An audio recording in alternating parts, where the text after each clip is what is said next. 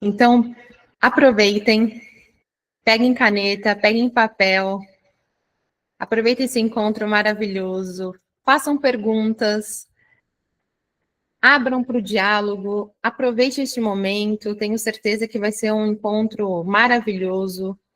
E então, façam perguntas no chat, ou levanta a mãozinha para abrir, né, o microfone, falar e compartilhar, enfim. O palco é todo de vocês, professora Maria Inês e Carla, sejam muito bem-vindas e desejo um bom encontro para todos. Obrigada, Tainá. Obrigada, Tainá. Boa noite a todos e todas, sejam bem-vindos e bem-vindas, é um prazer enorme estar aqui com vocês. Boa noite, Maria Inês. Que bom estarmos aqui, não é mesmo, Inês? Esse bate-papo a respeito do SAEB é muito importante nesse momento. E para começar a nossa conversa, eu gostaria de trazer uma pergunta que provavelmente todos que estão nos ouvindo estão pensando sobre isso agora. Ainda há tempo de fazer intervenções em matemática antes do SAEB? Apesar do tempo curtíssimo, né, daqui até a prova, sempre há tempo de fazer algumas intervenções, ainda que curtas, desde que sejam frequentes. A principal delas é a familiarização dos estudantes com as questões de múltipla escolha que vão aparecer na prova. A gente identifica que, muitas vezes, os erros ou as respostas equivocadas se dão porque o aluno não passa pelo texto, quer dizer, ele não dá conta de entender o que é para fazer naquela questão. Então, pequenas estratégias de promover leitura atenta, com pequenas perguntas, qual é a pergunta dessa questão, qual é o dado que você vai precisar, tem dados desnecessários, que acontecem em geral quando tem gráficos e tabelas, tem mais dados do que os necessários para responder. Então, esse tipo de retomada, né?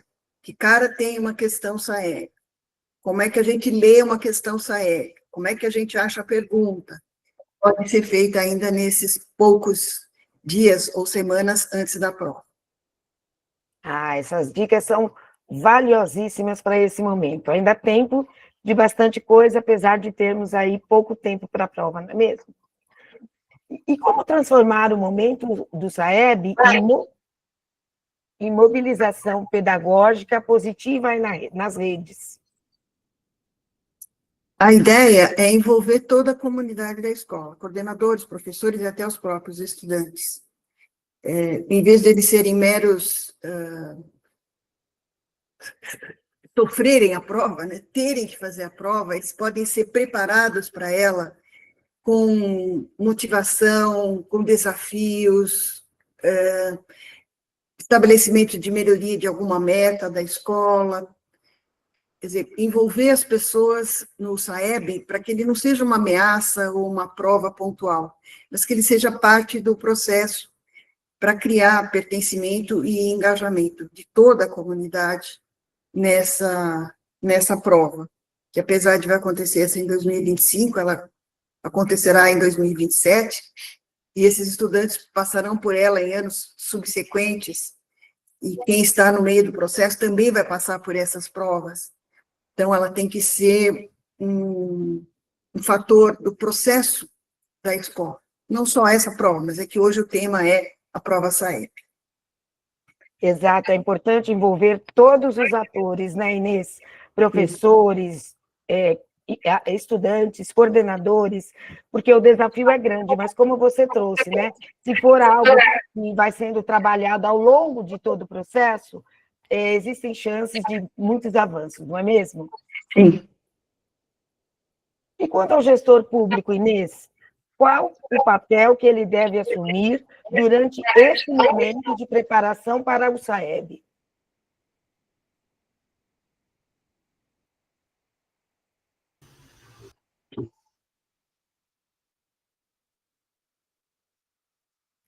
A Carla perguntou qual é o papel do gestor público nesse momento. Exato, exato, isso. É que você deu uma congelada. pelo menos para mim.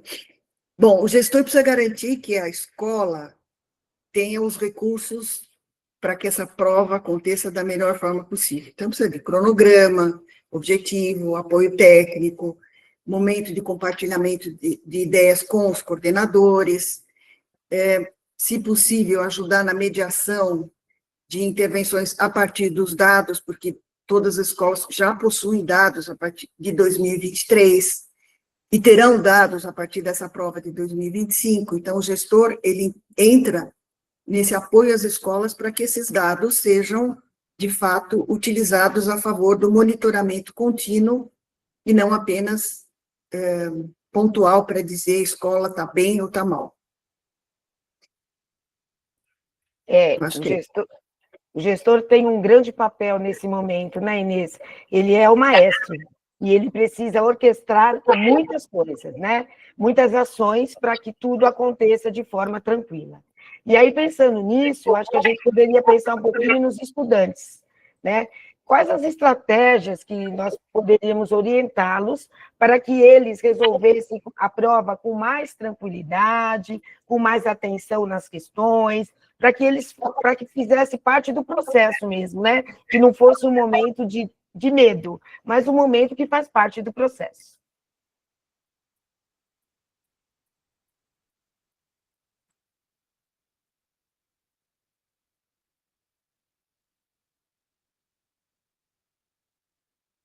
É que, se tem algum professor com o microfone aberto, a gente vai pedir para fechar, tá? Porque fica muito instável, cai muito do lado de cá. Bom, algumas estratégias que podem ajudar a trazer maior tranquilidade dos estudantes para as questões do SAEB. A primeira delas, como eu já disse, é familiarizá-los com esse tipo de questão. Porque, em geral, se a gente trabalha praticamente só com o nível didático, os problemas que aparecem, as questões que aparecem, têm um enunciado de forma diferente. A outra questão que a gente identifica com muita frequência é a capacidade maior ou menor de identificar a pergunta da questão. Porque, principalmente nos anos iniciais, os alunos estão acostumados a perguntas na forma interrogativa, né? Qual foi o lucro, quanto coube para cada um, sempre tem um pontinho de interrogação no final. Nos testes isso não acontece.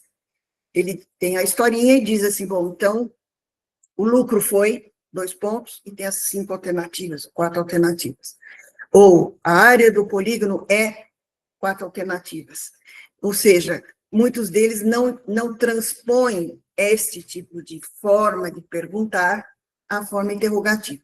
Se a gente diz para eles, é para calcular o lucro, então eles sabem o que fazer.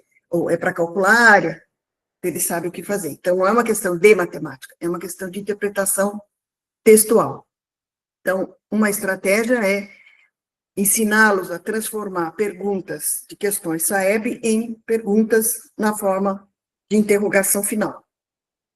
Outra é calcular, explicar, sublinhar o que está sendo pedido. É o meu microfone que está dando problema. Então, sublinhar a pergunta, sublinhar os dados que são necessários para essa questão. O outro item que é super importante é ensiná-los a ler textos com formatos diversos. Diferente dos textos que tem na maioria dos livros, que é só verbal, palavras, as questões de testes alternam os tipos textuais. Então, tem o texto verbal, tem um desenho, ou tem um gráfico, ou tem uma tabela, ou tem um esquema, e os dados podem estar no texto verbal e no desenho, no texto verbal e na tabela. Então, essa capacidade de ler diferentes tipos verbais, buscar dados aqui e ali, é algo a ser trabalhado para que eles se saiam melhores nessas provas, né? Que medem habilidades mais complexas do que simplesmente uma aplicação imediata de um conteúdo que acabou de ser ensinado. Exato, Inês, você traz pontos muito importantes, né? Identificar a pergunta, os dados do problema, com certeza vão auxiliar o leitor a interpretar o texto e a traçar uma boa estratégia para a resolução do desafio proposto na prova. E vale lembrar também, né, que o trabalho com leitura na aula de matemática precisa ser feito com intencionalidade e que não pode ser esporádico. Então, nós estamos falando de uma prova que vai acontecer agora, mas em 2027 tem outra, e tem outras provas pelo caminho, não é mesmo? Então, esse trabalho que a Inês traz aí, essa força na leitura na aula de matemática, precisa ser um trabalho frequente, né? Não pode ser ocasional. É preciso que os alunos se tornarem bons leitores, eles precisam se deparar com diferentes formas de ler e interpretar os textos, as imagens, os dados do problema. Muito bom mesmo. E o professor tem um papel importante aí nesse trabalho, né? Ele que faz essas escolhas. E já que estamos falando do importante papel do professor, eu acho que esse é o momento ideal para ouvirmos um professor que é aí de uma rede parceira. Então, nós vamos convidar aqui para a nossa roda de conversa o professor Valdebal Chaparim de Oliveira. Ele é pedagogo, professor atuante no 5º ano do ensino fundamental desde 2008, na rede municipal de Jundiaí. Seja muito bem-vindo, professor. É um prazer ter você aqui conosco. Boa noite, Carla. Boa noite, Marinês. Vou começar já saudando meus colegas professores pelo Dia dos Professores. E ouvindo a Marinês falar, a gente já vai passando um filme aqui na cabeça. Eu, nesse tempo todo, de 2008 até agora, eu já tive alguns anos aí à frente de 5º ano. E é sempre desafiador o 5º ano. A sensação que dá é que a gente tem que dar conta de 5 anos em um, né? Qualquer lacuna que ficou, a hora de resolver agora. Ou você resolve agora, você não resolve mais. E esse ano também não foi diferente. Eu acredito que a maior dificuldade das crianças é, como a Marinês disse, a leitura, é entender o que está ali, porque nem sempre está explícito. E aí a gente tem um confronto muito grande com as telas atualmente, né? Que eles têm muita preguiça de ler, é tudo muito rápido. E a leitura é mais morosa. Então, essas estratégias de leitura eu tenho usado sempre. Então, a gente circula informações que eles acham que vão ser importantes, depois vão grifando de novo o que eles acham que é a pergunta. Uma das coisas que, quando chegou, confesso que deu um medo, foi o Matema. Porque aí chegou um monte de aula, no calendário você olha lá, você fala, minha Nossa Senhora, cara, que eu vou fazer isso? Não vai dar tempo, vai acabar o ano, o Matema vai passar, o Saeb vai passar. E não, foi muito mais tranquilo do que parecia. E como os colegas começaram a escrever quando a Marinês falou, não é nada inovador e revolucionário. É o arroz com feijão que dá certo. Só que, aí eu vou falar por mim, uma grande dificuldade é ter tempo de pegar o arroz com feijão e você organizar esse arroz com feijão para ele virar um prato gourmet.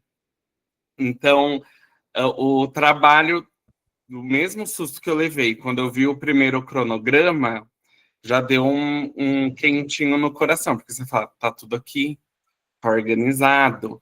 E, ao mesmo tempo, não é um material, por exemplo, que veio totalmente fechado. A gente conseguiu expandir muita coisa do material. Lá na rede nós estamos usando tanto de língua portuguesa quanto de matemática. E no primeiro momento, depois do susto inicial, olhando com mais atenção, você percebe que ficaram muitas lacunas, como sempre fica, e o material ele vai olhar para essas lacunas com um jeito diferente. Ele ajuda a gente a perceber algumas lacunas que ficaram para trás, que nem sempre é visível o porquê daquilo. E um dos exemplos que eu posso dar, por exemplo, é a decomposição numérica, que a gente, e aí eu vou falar quem é 35 mais, a gente tinha uma época da matemática na nossa escola que a matemática ela não tinha outro jeito de pensar. Ela só tinha um jeito totalmente engessado de pensar. Então, se eu tenho que decompor 1225, era o 1000 mais o 200 mais 20, mas não tinha outro jeito de decompor. E aí, quando você fala para as crianças que ela pode fazer 1220 mais 5, que ela está decompondo, é como se estivesse explodindo a cabeça deles, vai abrindo assim.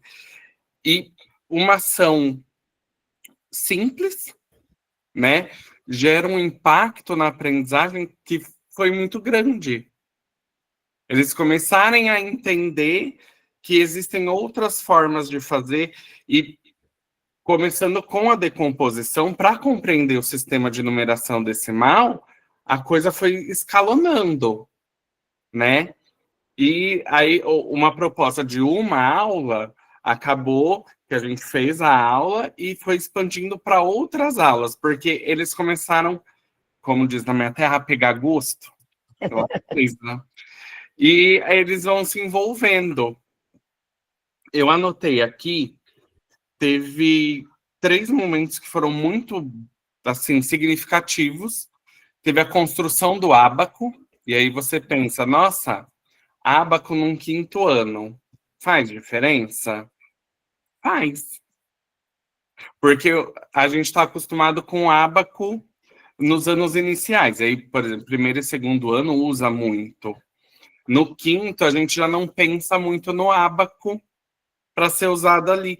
Mas tem crianças que você percebe que uma lacuna simples foi resolvida de manipular o ábaco de um jeito mais lúdico, de um jeito mais leve.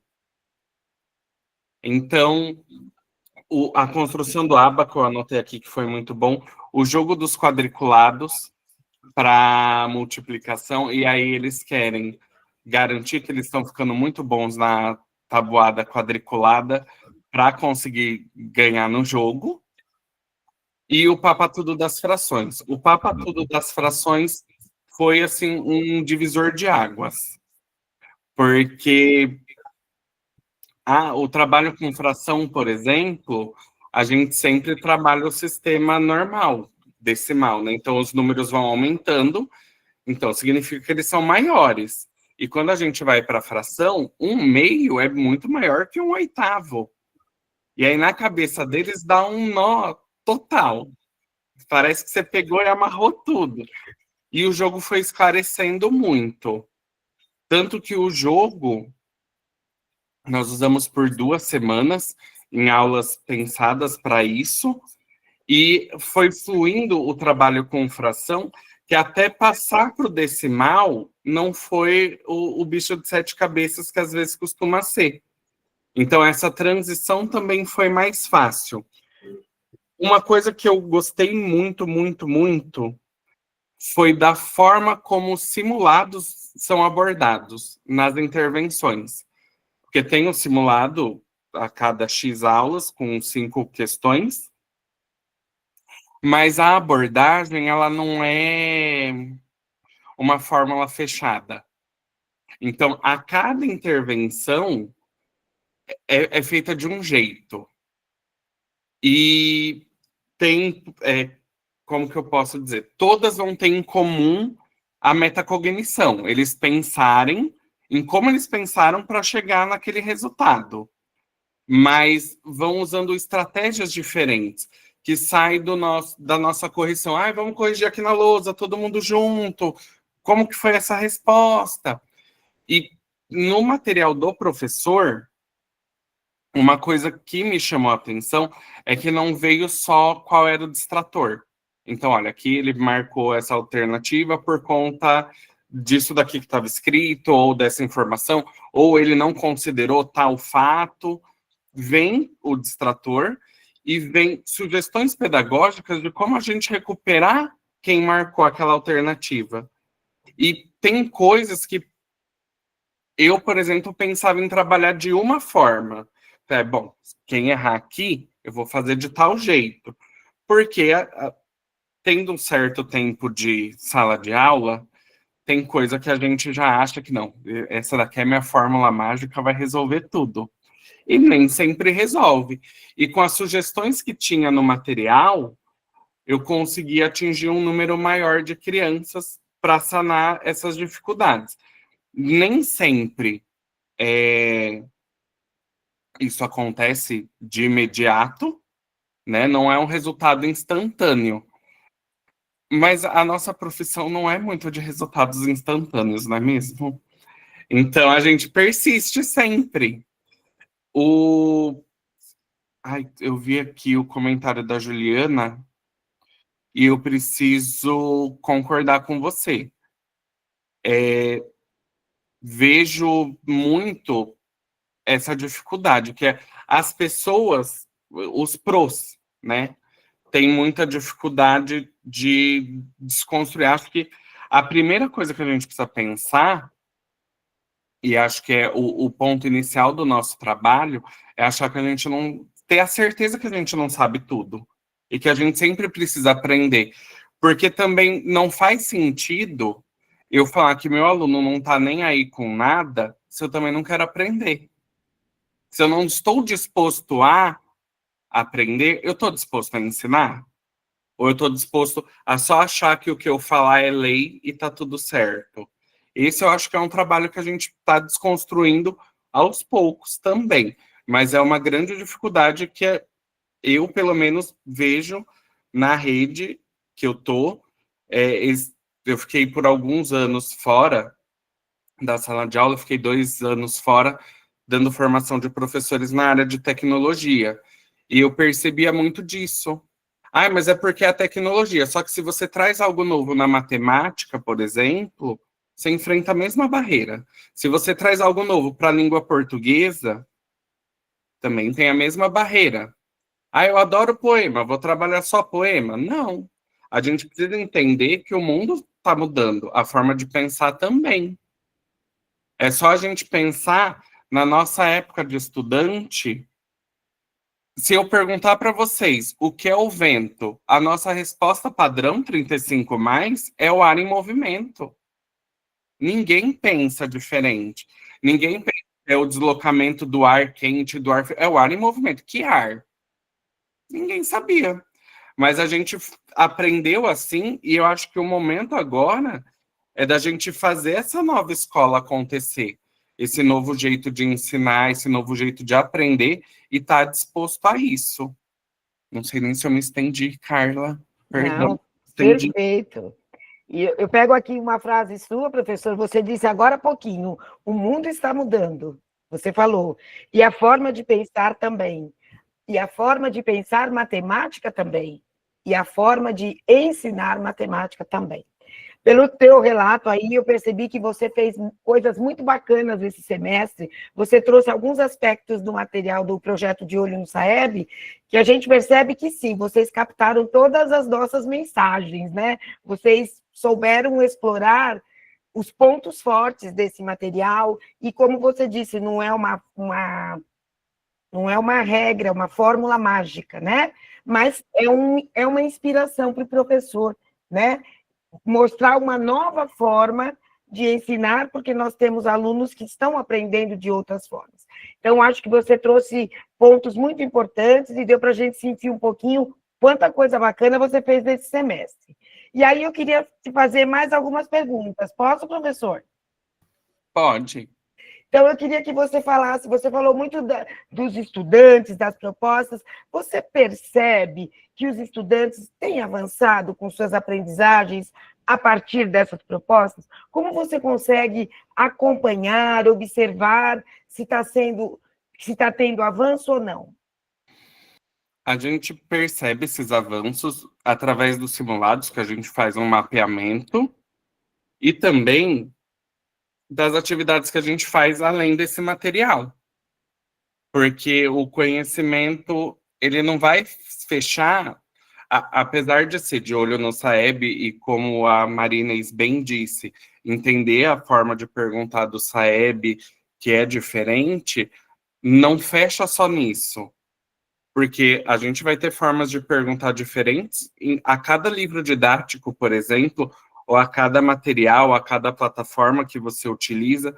Então, essas aprendizagens que foram construídas nessas sequências, nos percursos de olho no Saeb, por exemplo, a gente vai usando para além desse material. E não só na área de língua portuguesa e matemática, mas também na história, na geografia, na ciência. A aula de geografia e ciências tem muito gráfico. E aí nem sempre é um gráfico fácil de entender, né? Nem sempre é um gráfico simples.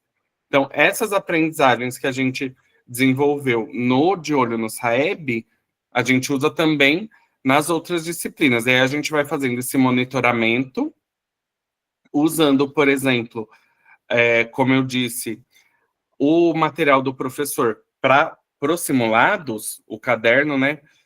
Você consegue perceber ali onde seu aluno escorregou, o que fazer, e você percebe o avanço em outra atividade. Muito bom. Você se sentiu, assim, apoiado pela sua escola, pela rede, nesse processo desse primeiro semestre, com esse novo projeto, material do De Olho no Saeb que chegou aí? Você se sentiu apoiado? Achou que esse apoio foi importante? Conta um pouquinho para a gente. Sim, a gente teve o apoio na escola, a minha coordenadora foi muito parceira, então a gente conseguia ter um tempo de troca, e esse tempo de troca acontecia na escola, entre os pares ali na escola, e também vale ressaltar durante as formações que a gente tinha com os formadores do Matema. Então, eu tive formação com a Silvia e com a Maria Tereza, duas queridas, e a gente tinha esse tempo de troca, inclusive teve quando a gente entrou em cordel. Eu falei, cordel vai passar rapidinho. De repente, minha turma se envolveu muito no cordel. E a coisa rendeu. E eu fiquei para trás no planejamento ali do Matema. E eu cheguei na aula, a Silvia perguntou, gente, como que tá? Eu falei, eu tô atrasado, eu tô desesperado. E aí os parceiros começaram a falar, não, olha, faz tal coisa. Esse momento de troca, eu acho que serve muito para fortalecer a nossa prática. E é muito importante. Uma coisa que foi muito boa, e aí uma visão, como que eu posso dizer, da rede que eu atuo, as aulas, elas não seguem sempre o mesmo padrão. Então, nem todo mundo precisa estar com mesa atrás de mesa, fileira atrás de fileira. A gente já pensa em propostas diferentes. Então, ter esse apoio também faz toda a diferença, porque no percurso de vocês, a aula nem sempre é o modelo tradicional. A gente tem várias formas de trabalhar, inclusive quando a gente vai fazer os simulados. Tem simulado que é em grupo, tem simulado que eles vão estar em dupla, tem simulado que é individual, e as correções, né, as intervenções. E isso tudo vai trazendo uma riqueza nessa construção do conhecimento. Se a gente não tiver essa base, esse apoio, não tem material que ajude, né? Porque como a colega tinha dito, a gente tem que quebrar esses paradigmas com os nossos colegas docentes, e se a gente não tem gestores que acreditam nessa nova forma de ensinar e de aprender, a gente também não consegue desenvolver isso. Então, eu tive bastante apoio lá na minha escola e na rede também. E a formação foi, olha, só gratidão, tanto a Maria Tereza quanto a Silvia. Professor, muito bom te ouvir, viu? Obrigada pelas suas contribuições e parabéns pelo trabalho que você tem realizado por aí. Muito obrigado. Inês, eu queria agora voltar para você, iniciar esse nosso segundo bloco de perguntas com um questionamento sobre o simulado Saeb. Quando eu penso no simulado SAEB, qual a sua função? Eles servem para treinar para a prova, é isso? Qual o seu ponto de vista?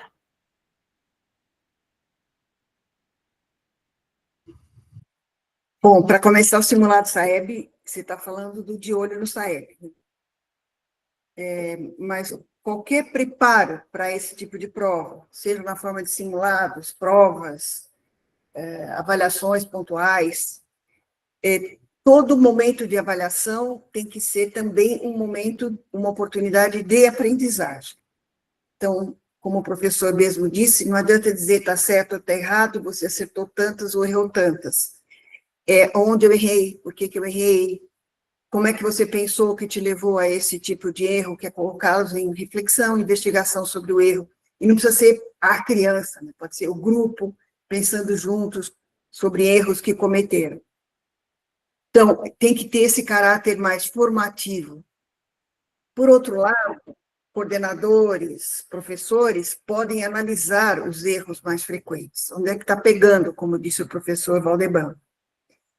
E planejar intervenções específicas, que podem ser reforço, pode ser uma retomada conceitual, pode ser aprender ou ensinar aquilo de novo, mas com uma estratégia diferente, porque a estratégia anterior gerou não aprendizagem. Então, com base nas falhas, a intervenção. Isso não significa treinar para questões com baixo resultado. Porque não adianta treinar para um descritor, que é o que uma questão SAEB avalia. É analisar quais habilidades estão em jogo e que são necessárias para o estudante dar conta daquele descritor, ou daquela questão, e trabalhar com as habilidades, porque a próxima prova pode não ter aquele descritor, mas certamente cobrará as habilidades. Exato, né, Inês? Esse olhar formativo para os simulados, né? Pensar, olhar para os erros cometidos, né? E pensar em possibilidades a partir desses erros, isso com certeza pode contribuir com o avanço das aprendizagens dos estudantes. Então, eu acho que esse é um ponto muito bacana para a gente falar um pouquinho agora, né? Se os dados colhidos com uma avaliação, ou mesmo com um simulado, se eles são muito importantes para um futuro olhar formativo, eu acho que a gente tem que pensar sobre como apresentar os resultados de simulados, dos simulados, por exemplo, do De Olho no SAEB, ou de outros simulados que os alunos fizeram, como apresentar esses resultados para a coordenação, para os professores, de modo que eles entendam e que eles atuem a partir desses dados. Quais as suas dicas, Inês? Bom, os dados têm que ser avaliados também de modo formativo, no seguinte sentido: não adianta dizer ou receber um dado de que o IDEB foi tanto, ou que a pontuação em matemática foi 254.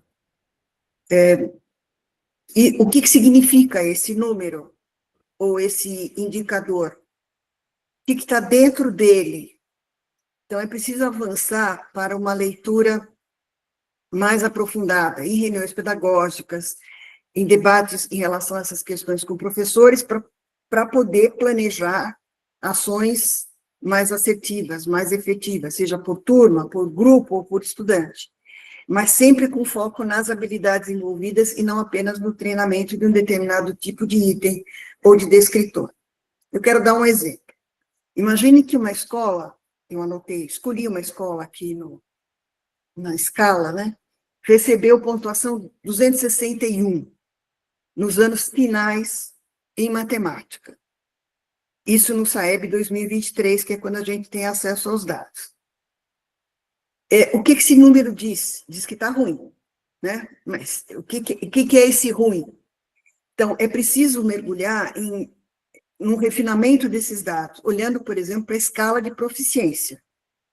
Pontuação 261 significa nível 3, na escala de 0 a 9, que vai ser substituída daqui a pouco por outro tipo de escala, mas, por enquanto, é essa que está é vigente. Nível 3, no 9º ano, significa que, em números e operações, os alunos são capazes de reconhecer frações em figuras, determinar uma fração irredutível, equivalente, simplificando por 3 e por 7, quer dizer, dividindo os dois termos da fração por 3 ou por 7. É só isso. Agora, o que eu preciso? Eu preciso alavancar esses estudantes para níveis mais altos. Então, isso significa que se ele não alcançou o nível 4, 5, 6, 7, 8 e 9, ele não é capaz de localizar uma fração na reta numérica. Ele não relaciona a representação fracionária com a representação decimal. Ele não reconhece frações equivalentes. Ele não associa números fracionários à sua escrita por extenso, e vice-versa. Ele não é capaz de adicionar números racionais. Quando a gente pensa disso em 9º ano, nós estamos falando de habilidades do 6º ano. Essas aprendizagens que eu listei aqui, que são os descritores do SAEB, da escala de proficiência do 9º ano, são habilidades do 6º, que o 7º, 8º e 9º supõem ou assume como aprendidas, consolidadas. E o que o SAEB está mostrando, por exemplo, para essa escola, é que isso não é verdade. E que a aprendizagem do 7º, do 8º e do 9º, que exigiram esse tipo de conhecimento em relação aos números, podem também estar comprometidas. Então, não adianta olhar para números sem um olhar mais aprofundado sobre o significado daquele número.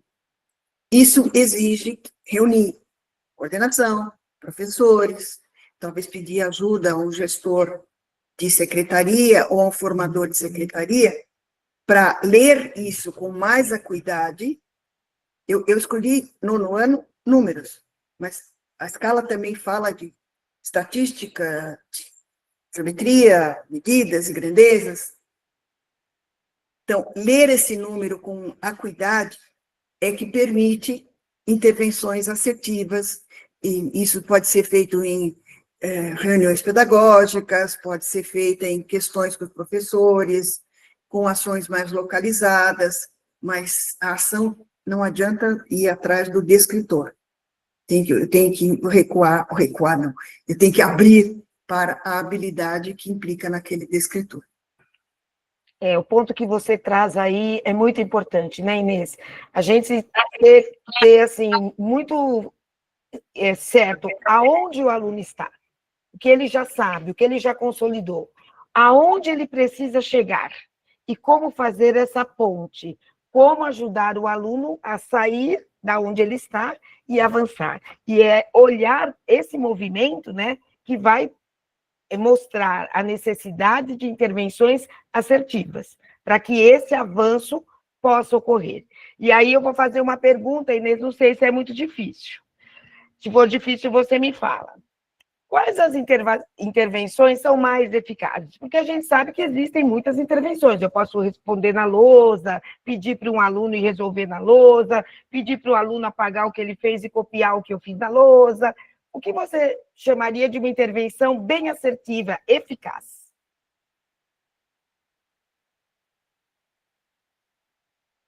Microfone, precisa abrir. Sem dúvida, é o trabalho intensivo e focado nas habilidades, conceitos críticos de cada ano. E daqueles que são demandados no SAEB, porque eles não são do 9º ano, eles são muitas vezes do 6º, do 7º e do 8º. O SAEB é uma fotografia de um final de etapa. Então, ele não se limita aos conhecimentos do 9º ano. Elaboração de pequenos núcleos de reforço, estabelecer tutoria dentro da sala de aula, o aluno que sabe mais no grupo se responsabiliza por ajudar aqueles que têm maior dificuldade.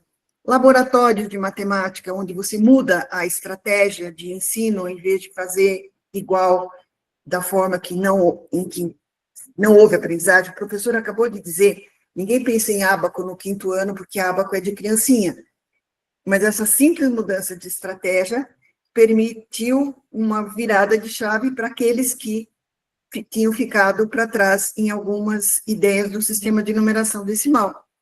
E como o ábaco é lúdico, os alunos do quinto ano, que já dominavam o sistema de numeração decimal, tiveram a oportunidade de revisitar, de fazer de novo, de ver de uma forma diferente. Então, materiais diferenciados, projetos do professor, com foco em determinado conteúdo, conceitos ou habilidades, são bastante interessantes e engajam os estudantes de uma forma lúdica e interessante em relação à matemática, que é o que a gente quer, que eles gostem de matemática. Exato. E não são coisas tão sofisticadas, tão rebuscadas, né? Basta planejar com antecedência que o resultado vai acontecendo, como o professor Valdeban disse, as ideias que a Inês trouxe aí são excelentes propostas, principalmente para esse momento que antecede a prova, né? Então, acho que é bacana anotar tudo que a Inês falou. E aí vem a pergunta, né? Como monitorar o progresso entre o momento do simulado e o SAEB real? Como monitorar esse progresso?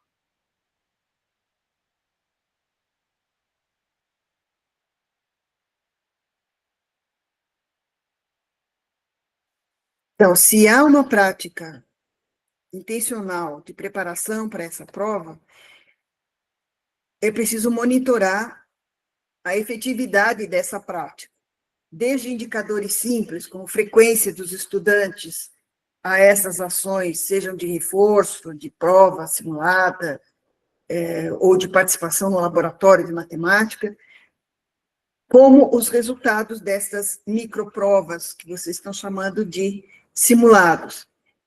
E dimensionar, quer dizer, eles não davam conta disso e agora dão conta, ou ainda não dão conta.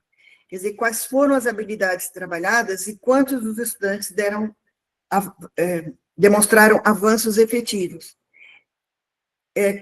Quantos dos professores ajustaram suas práticas? Eu posso ter vários professores no mesmo ano ou no mesmo grupo e não houve mudança da parte dos professores. O Valdeban também tocou nessa questão, que é uma questão muito sensível. Isso permite ajustes contínuos e acompanhamento da gestão da escola e, eventualmente, da gestão da secretaria. Perfeito. E a gente está falando do SAEB, que está chegando aí, batendo na nossa porta, né? Mas acho que a gente pode pensar um pouquinho mais a longo prazo. Em breve, nós também teremos os resultados do SAEB 2025, né? E como esses resultados podem ser contemplados e podem dar pistas para o professor, para os coordenadores, para os gestores, pistas de como os estudantes podem avançar, como fortalecer o ensino de matemática a partir desses resultados. É possível?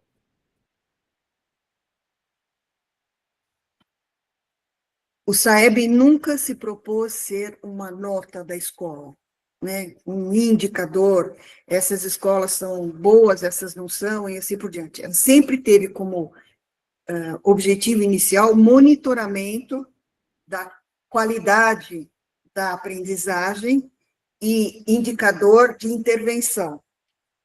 Então, se a gente coloca o SAEB nesse lugar, ele passa a fazer parte do planejamento anual das escolas, porque os alunos que fizeram quinto ano, prova do quinto ano este ano, farão a do nono daqui a um tempo. E daqui a 2 anos, os que estão no terceiro ano hoje estarão fazendo a prova do quinto. Então, esses anos pregressos não podem ficar descuidados. E só se dá atenção no ano que faz a prova.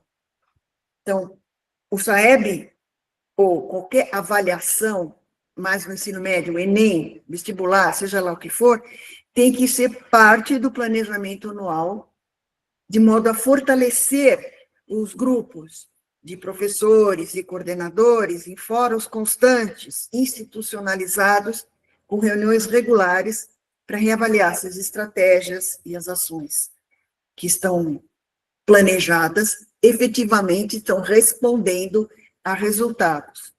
Precisa parar com esse negócio de fazer treinamento para um descritor de baixo resultado ou fazer treinamento apenas às vésperas das provas.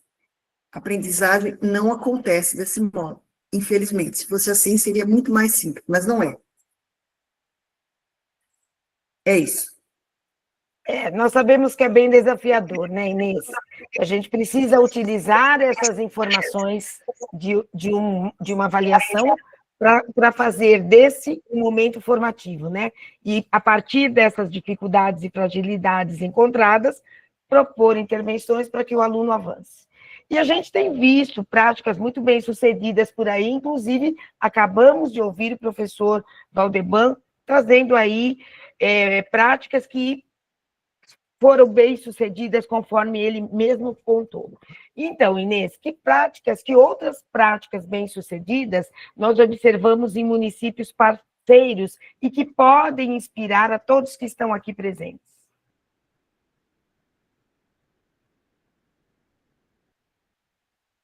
Então, uma das práticas é institucionalizar a análise dos erros identificados nas provas, no próprio SAEB, fazer um mergulho nos dados, para além de dizer estamos bem ou estamos mal, o uso de conjunto entre secretarias e escolas, de acompanhamento das habilidades que estão se mostrando mais deficitárias ao longo do ano seguinte, ou ao longo dos anos pregressos, para que o aluno não chegue no ano da prova com as mesmas dificuldades, propor intervenções, ainda que sejam imediatas, nos pontos mais frágeis, e envolver os estudantes nisso.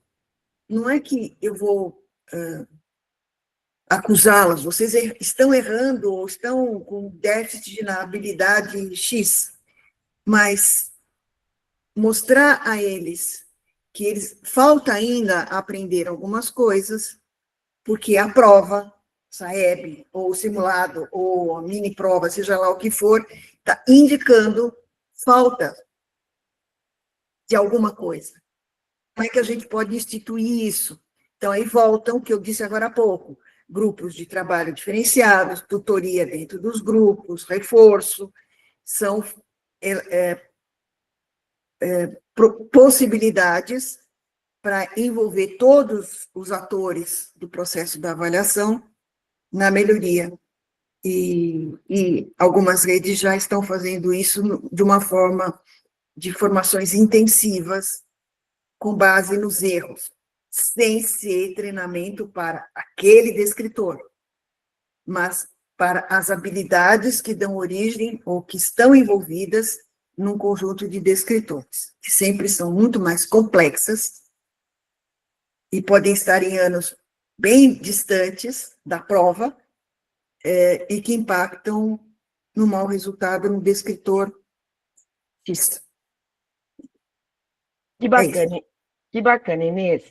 Essa sua fala nos mostra que, apesar de desafiador, né, é possível criar estratégias colaborativas para contribuir, né, que os estudantes desenvolvam habilidades, avançam com suas aprendizagens. Então, é possível. A gente precisa pensar a curto prazo, a médio prazo, né, mas é possível, sim, criar essas estratégias de forma colaborativa. E uma forma de um professor inspirar o outro, eu acho que é sempre muito positiva. Até por isso que nós estamos aqui nesse bate-papo que está sendo tão agradável. E já que nós estamos falando aí de boas ações que estão acontecendo por esse Brasil afora, nós vamos aproveitar esse momento para convidar para a nossa roda de conversa a professora Janaína Monteiro, que atualmente é coordenadora pedagógica dos anos finais e do EJA, e a professora Angélica Fernanda Espadoto, que é supervisora escolar dos anos finais. Ambas atuam na Secretaria de Educação do município de Botucatu. Professoras, sejam muito bem-vindas É um prazer enorme ter você aqui conosco. Obrigada, Carla. Boa noite. Em primeiro lugar, gostaria de saudar aí os colegas professores pelo dia de hoje. A gente sabe que é uma profissão árdua, mas muito gratificante, né? E o sucesso das crianças, eu acredito que seja a nossa maior recompensa, né? Então, parabéns a todos pelo dia de hoje e que Deus continue abençoando para que consiga exercer o trabalho da melhor forma, né? Vamos lá, para falar um pouquinho aí nesse percurso, ao contrário do professor Valdeban, que soube falar muito bem sobre o percurso do Matema, sobre a sala de aula, eu não costumo falar muito, tá? Eu sou um pouco mais tímida, a Angélica também pode complementar a toda a fala aqui, representando o município de Botucatu. Trabalho nos anos finais, né, basicamente, com as escolas de Fundamental 2, que no município a gente tem 5 escolas, né, das 5 escolas, uma de período integral, e ainda contamos com 23 escolas de anos iniciais. Então, é uma rede grande, é uma rede com bastante professores, com bastante salas, e quando se fala em SAEB, a gente tem aí mais de 70 salas entre 5º e 9º ano, fazendo SAEB a partir de segunda-feira, né? A gente já tem as datas aqui no município, já tem todo um cronograma, tudo bem definido, e a gente está nos últimos detalhes, aí, preparando, um pouco ansiosa, um pouco nervosa, mas correndo atrás aí para poder dar um momento de tranquilidade na prova para os nossos alunos, né? O desafio é grande, né? É grande, é bastante, o município está numa crescente, há muito tempo, tanto nos anos iniciais quanto nos anos finais, né? Então, a gente tem aí uma tarefa difícil, né? É uma tarefa que vem de muitos desafios. A gente sabe que quando se fala em anos finais, a gente tem uma certa resistência de alguns docentes também, não todos, claro, mas que é uma das vertentes aí, quando a gente entra com projetos novos, com novas plataformas, o primeiro impacto é o mais difícil, né? E aí, assim, falando nesse percurso do que vem acontecendo em SAEB, vou falar pelo município, a gente começou o SAEB já lá o ano passado, né, lá no final do ano, quando a gente falou, não, é ano de SAEB, vamos traçar as metas, então, toda a equipe da Secretaria de Educação, a gente tem uma equipe grande também na Secretaria de Educação aqui em Botucatu, temos uma parceria bastante bacana, trabalhamos bastante junto entre anos iniciais, anos finais, EJA, educação infantil,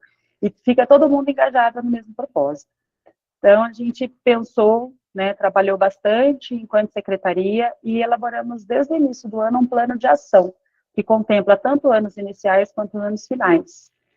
Dentro desse plano de ação, nos primeiros meses, aí, nós tivemos reuniões formativas com os docentes de 5º e 9º anos, explicando como é a prova, como que vai ser, quem faz a prova censitária, quem faz a prova amostral, para que eles sintam-se seguros, né, quando chegar aí o grande dia, né.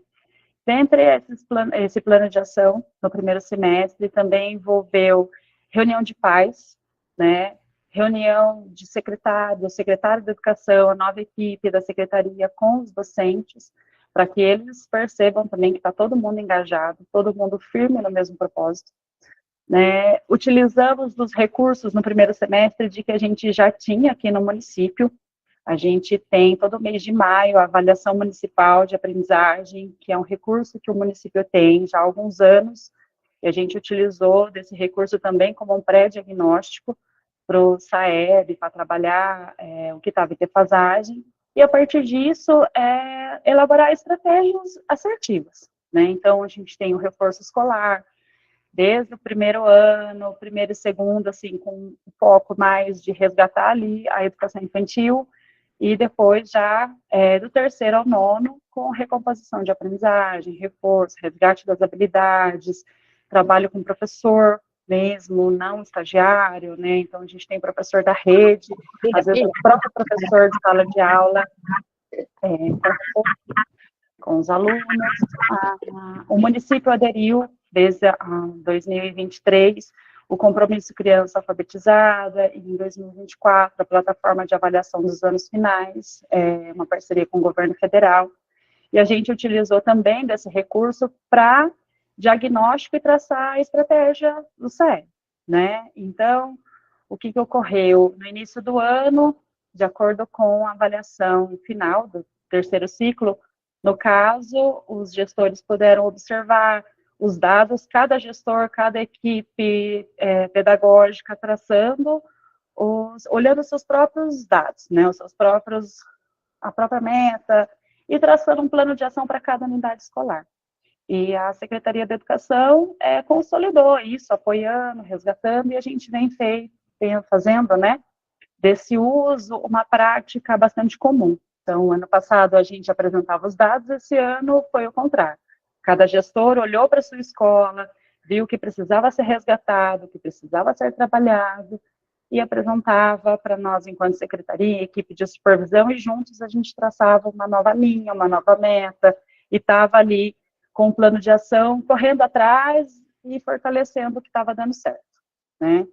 E aí, em agosto, veio uma tema para a gente, né, que foi, ao contrário de alguns municípios que começaram lá no início do ano, nós começamos a partir do mês de agosto, com uma tema. Como o tempo já era menor, a gente começou a traçar, enquanto anos finais, né, a partir do simulado. Então, os professores começaram a traçar estratégias, aplicavam os simulados, e a partir dali iam recompondo, resgatando as habilidades que estavam em defasagem com os alunos, né?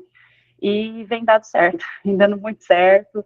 A gente tem observado riquezas nas aulas, né? Depoimentos de alguns professores. No último encontro, nós tivemos uma formação extra para os professores de matemática aqui da rede, e alguns puderam conversar, falar, a princípio era um pouco resistente, depois começou a melhorar, ver que as crianças estavam gostando mais e entender melhor como trabalhar. É como o professor Valdevan falou, é um trabalho de desconstrução e construção. E é um trabalho formiguinha, né? A gente sabe que nesse embate, nesse SAEB, o quão importante são os resultados para a rede toda, mas a gente sabe que mais do que tudo isso, a gente tem os nossos alunos, os nossos estudantes, que precisam, né, de muito conhecimento, de ser resgatado muitas das vezes. A gente passou 9º ano, esse ano, por exemplo, que faz a prova, e um ano que teve a reta final aí de alfabetização, 4º, 5º ano em pandemia. Então, a gente também tem todo esse resgate, tem todo esse trabalho aí com os estudantes, com os alunos. E a reta final do SAEB, a gente vem com plano de ação muito voltado para a comunidade. Então, as escolas estão preparando os alunos, envolvendo a comunidade, envolvendo todos os docentes, funcionários. Então, a gente tem vídeos riquíssimos, né, das escolas, que está sendo divulgado nas plataformas oficiais, e também agora o engajamento com a comunidade, vídeo do secretário, vídeo do prefeito, convidando todo mundo a participar da prova e fortalecendo a gestão, tá? Não sei se respondi essa pergunta. Sim, e muita coisa, né? Olha quanta coisa bacana. É bacana você socializar aqui, porque é muito... pode se inspirar com a sua fala e levar para a sua escola, para a sua rede, essa organização que você trouxe. Então, é muito bacana. Obrigada por compartilhar, viu, professora Janaína? Deu para perceber que vocês têm feito muita coisa bacana. E aí, eu ia, inclusive, perguntar para a professora Angélica, né? Como é que está sendo essa mobilização? A professora Janaína já falou um pouquinho, né? Até dos vídeos que estão envolvendo todos os atores aí para mobilizar, para engajar. Professora Angélica gostaria de compartilhar, de trazer um pouquinho mais, de complementar o que a professora Janaína já tão bem explanou? Sim, boa noite. Primeiramente, feliz dia dos professores para todo mundo, né? Que todo mundo continue firme aí na jornada, que não é fácil, mas é gratificante sempre, né? Minha parceira já falou quase tudo, tudo, falou muito bem, falou bastante, mas tem muitas ações que nós fizemos dentro desse plano de ação que a Janaína já falou, para apoiar os gestores desde o início do ano, né? Então, nós tivemos presentes em HTPCs específicos para falar do SAEB dentro de todas as unidades escolares. A equipe da supervisão se dividiu e foi falar com todas as escolas, todos os professores, para tirar o peso também de que o SAEB é só o 5º, só o 9º ano que é responsável, né? Para que os professores da escola também tivessem um apoio com esses parceiros aí, porque a luta é difícil. Nós temos gestores maravilhosos dentro da rede também, que estão junto com a gente o tempo todo tentando fazer ações voltadas para a comunidade, para divulgar o SAEB, né? As escolas por onde a gente tem andado, eles têm cartazes gigantes de contagem regressiva, eles têm os caródromos dos alunos dizendo que eles são os atores principais no dia do SAEB, teve escola que eu vi que colocou tudo em preto e branco como procurados para o dia da prova, né? Assim, eles são muito criativos e estão sempre fazendo, né, divulgando dentro das redes oficiais, dentro dos grupos do WhatsApp também da escola, tentando mobilizar os alunos, trazer os alunos para a importância da prova. Muito bom. E o ponto, assim, como a professora Marinês já falou, e você trouxe com muita força agora, professora Angélica, o SAEB não é só do professor do 5º ano, né? O SAEB não é só do professor do 9º ano. Todos estão envolvidos, porque o SAEB avalia a educação básica, e não o 5º ano ou o 9º ano, né? Então, eu acho que essa sua fala vem aí bem ao encontro do que nós acreditamos também, que todos precisam se envolver, que não é só olhar para o 5º ano e que não é só trabalhar um mês antes da prova, né? Como você disse, vocês já começaram desde o ano passado, a professora Janaína disse que tudo começou já o ano passado, a organização, o planejamento, porque tem que ser algo a médio prazo, né? É claro que daqui até o SAEB a gente ainda pode ter algumas ações, mas são ações pontuais. O processo, né, já deve ter acontecido. É interessante a gente ver que é preciso articular formação docente, análise de dados e engajamento dos estudantes. Esses são os pilares essenciais para o avanço das aprendizagens, porque nós acreditamos, né? Ocorrendo o avanço das aprendizagens, se sair bem em uma prova ou outra, é apenas uma consequência, né? Então, a gente tem que olhar para o avanço das aprendizagens. E vocês trouxeram aí muitas inspirações. Alguém já colocou no chat das ideias de vocês. Obrigada, meninas, por compartilhar com a gente essa experiência lá na rede de Botucatu. Parabéns pelo trabalho que vocês têm realizado por lá. Muito obrigada, a gente que agradece a oportunidade. A oportunidade e tudo que o Matema nos ajuda também. Bom? Eu queria falar uma coisinha a partir da fala da Janaína. Está sem microfone. Eu queria falar uma coisinha a partir da fala de vocês duas. O interessante é que vocês trouxeram os estudantes para dentro do processo, né? Seja com brincadeiras, painéis, mais ou menos criativos, eles têm que sentir que fazem parte de um movimento que é maior, que eles são, nesse momento, o espelho da escola para fora dela, para os gestores, para a Secretaria de Educação, para o Ministério da Educação, que a prova que eles realizam nesses próximos dias é como se fosse um voto, né, a favor da sua escola, né, a favor dos colegas que continuarão na escola, e ele mesmo que continuará nessa escola. Quer dizer, fazer o aluno se sentir integrado, parte pertencente de um processo, se o SAEB consegue fazer isso, é um ganho maravilhoso para a secretaria, para as escolas e para o próprio estudante, que passa a ter um engajamento diferente, uma posição diferente em relação ao conhecimento, né? E eu quero parabenizá-las pelo trabalho de vocês, né? Muito bacana. Obrigada. Assim, A senhora mesma disse, o professor Valdeban, os alunos são os protagonistas e eles precisam fazer parte do processo, né? Ter esse sentimento de pertencer, de fazer parte, de corresponder, de estar junto, eu acho que isso é muito importante. para os alunos e para toda a rede. Nós precisamos dimensionar o SAEB no seu devido lugar. Ele não é uma prova. Ele tem uma fotografia de um momento da educação básica, no 5º ano, no 9º ano e na 3ª série do médio. Mas essa foto tem que ser instrumento para ajudar a rede e a escola a enxergar em que pode avançar, ou o que deve consolidar como um avanço já conseguido. Parabéns. Muito bom, né, Inês? Essas falas inspiram, tanto a do professor Valdeban quanto das meninas, inspiram, né? Nos dão a certeza que é desafiador, mas é possível sim. Tainá, a gente consegue agora abrir para uma perguntinha? Aí o tempo, você que diz se dá tempo de uma perguntinha, pelo menos. Podemos abrir, Tainá? Claro, podemos sim. Tá. Então, a gente vai convidar vocês que estiveram com a gente até agora, né? A gente não tem tempo para muitas perguntinhas, mas 1 ou 2 perguntinhas, se alguém quiser trazer a pergunta, fique muito à vontade, é só levantar a mãozinha aí, que a Inês está pronta, ávida para responder, ou então pode colocar no chat. Eu vi que a professora Lilian, a professora Thais e muitos outros colocaram considerações muito pertinentes no chat. Não deu para a gente trazer todas para a roda, mas eu fui lendo todas. Então, se alguém quiser ou trazer uma pergunta ou uma consideração, 1 ou 2, a Tainá disse que dá tempo.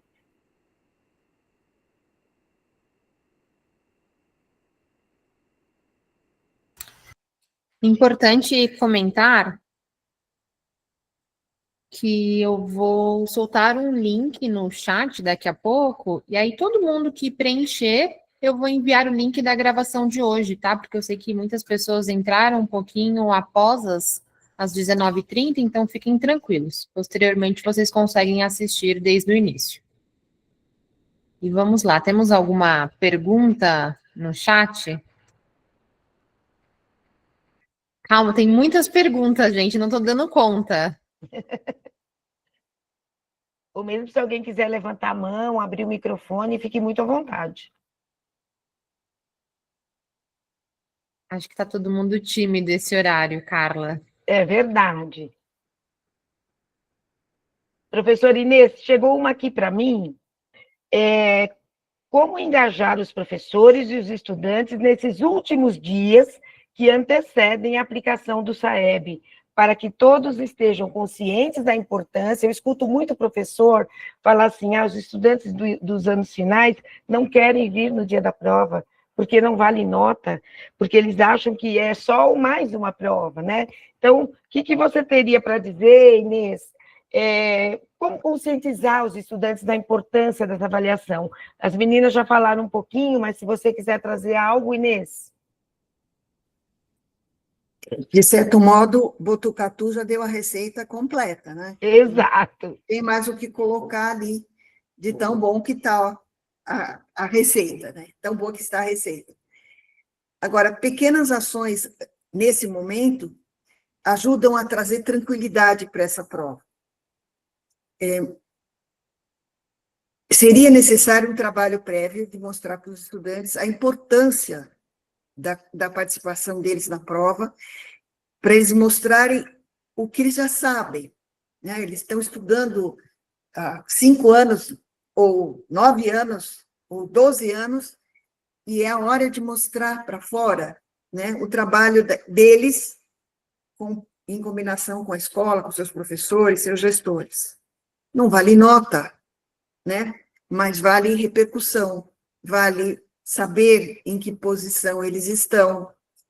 E esse momento tem que ser muito tranquilo, não pode ser um momento de cobrança. Se vocês não vierem no dia, vai acontecer isso ou aquilo, mas sim, esse é o momento da gente se engajar numa causa comum, que é mostrar o que essa escola e o que vocês aprenderam ao longo desse período. Então, a escola está preparada para isso, ter horários adequados, planejar a logística da prova, para não ter tumulto, para não ter corre-corre, acolher os estudantes com mensagens positivas.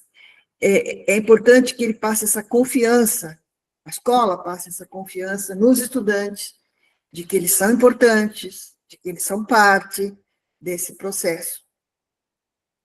Se a única coisa que vocês conseguem ouvir dos estudantes, não vale nota, esse também é um dado de avaliação extremamente importante, que como instituição de formação de pessoas, chegar a esse nível e eles dizerem assim, se não vale nota, eu não faço, tem um erro que precisa ser consertado no planejamento ao longo de anos. Não vai dar para consertar na véspera da prova, certamente. A médio e longo prazo, né, Inês? Exato. O SAEB tem que se tornar plano, institucionalizado, né, ao longo das séries, dos anos. Exato. Professora Lilian trouxe contribuições riquíssimas aí no chat também. Ela trouxe algumas estratégias que a escola dela, a rede dela está utilizando, muito bacana. Mais alguém gostaria de fazer alguma pergunta?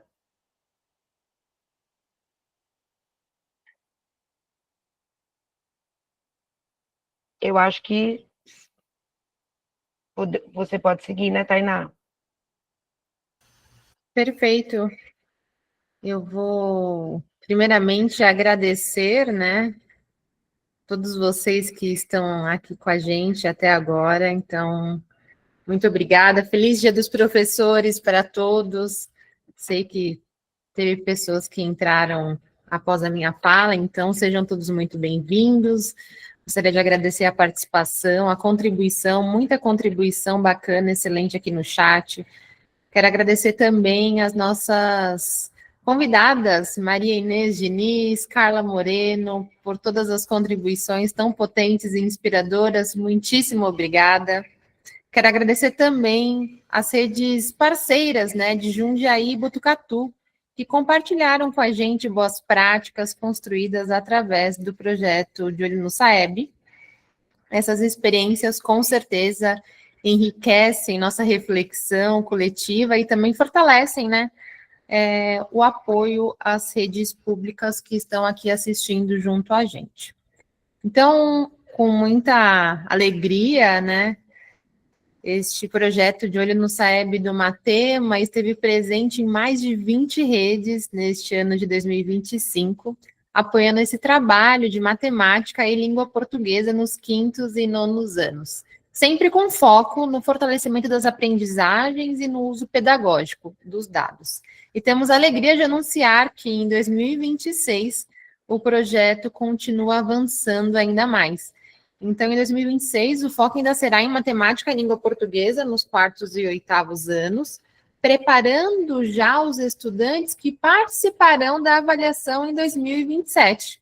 Como falamos aqui, né, tem que ser algo a longo prazo, né? Não dá para ser algo para ontem, senão não traz o resultado esperado. E o nosso trabalho será direcionado para relacionar as habilidades específicas dos níveis de proficiência aos descritores da nova matriz SAEB e também as habilidades prioritárias da BNCC. Além disso, articular as habilidades criando conexões que potencializam e dão mais resultados às aprendizagens e, com certeza, organizar esses percursos estruturados para promoverem avanços consistentes e que priorizam, né, o desenvolvimento de níveis cognitivos elevados e essenciais para uma formação integral e de qualidade. Então, seguimos juntos, porque acreditamos que cada rede, cada escola e cada professor fazem parte deste movimento pela melhoria da educação pública no Brasil. Muito obrigada pela confiança e pela parceria de quem esteve com a gente até agora. Eu vou soltar no chat o link, então todo mundo que preencher, fiquem tranquilos que eu vou encaminhar a apresentação de hoje, né, o nosso bate-papo de hoje. E na nossa tela tem um QR Code. Então, se vocês quiserem ler esse QR Code, chamar no chat, bater um papo, para que possamos ajudar você e sua rede a potencializar os resultados, contem com a gente também. E foi um prazer estar aqui com vocês. Muito obrigada e boa noite a todos. Boa noite. Boa noite, obrigada. Obrigada.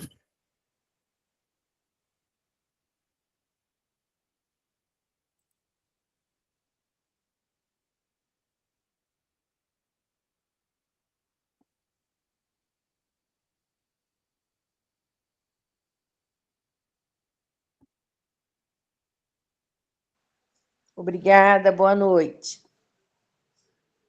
Boa noite. Boa noite, obrigada. Boa noite, gente. Tchau, Parabéns. tchau, Janaína. Obrigada. Ah, obrigada, Tainá. Até mais. Tchau, Tchau. tchau.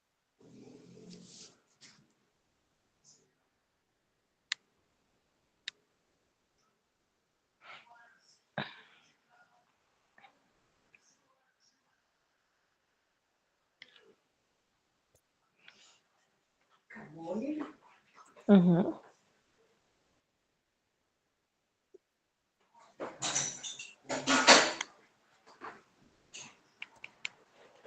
Boa noite. Boa noite, Daniela. Boa noite. Boa noite.